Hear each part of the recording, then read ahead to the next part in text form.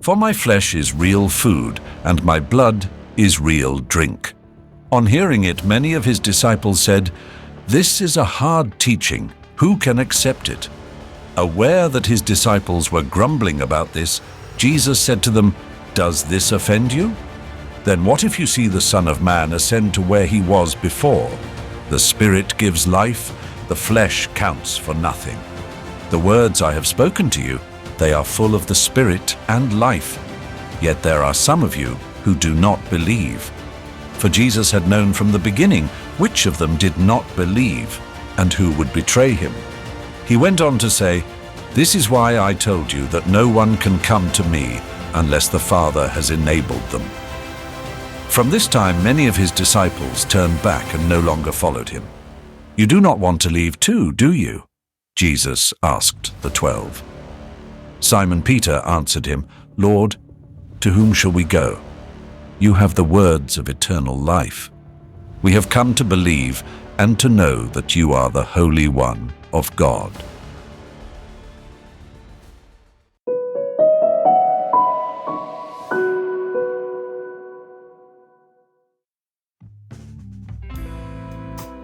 I am the food that truly satisfies, and my blood is the only drink that truly quenches spiritual thirst. These words were met with misunderstanding and even rejection.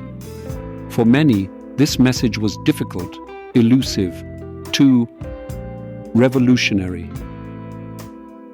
"Who can listen to this?" they asked in disappointment. These same words still resonate today with equally impressive force.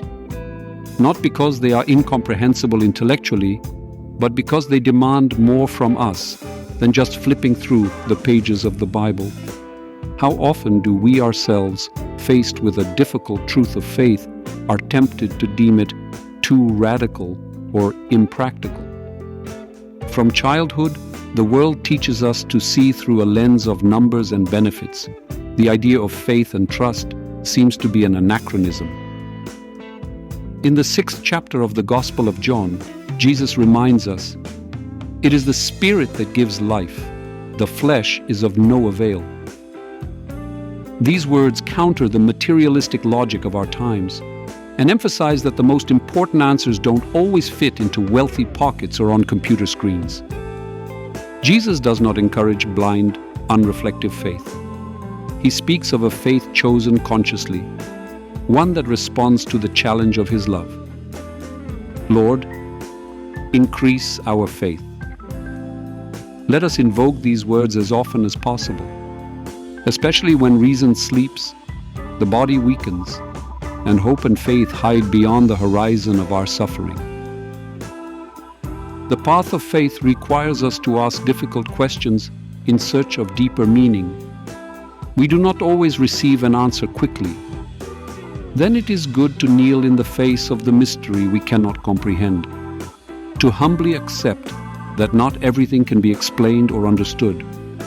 Apostle Paul in the 13th chapter of the first letter to the Corinthians told us, "Now we see but a poor reflection as in a mirror, then we shall see face to face." In today's world, authentic faith and testimony are proof of courage. It's an act of defiance against what is easy and fashionable. Faith is a path we choose, even though it sometimes seems less attractive and often less materially profitable. Christ challenges both those who seek easy answers and believers.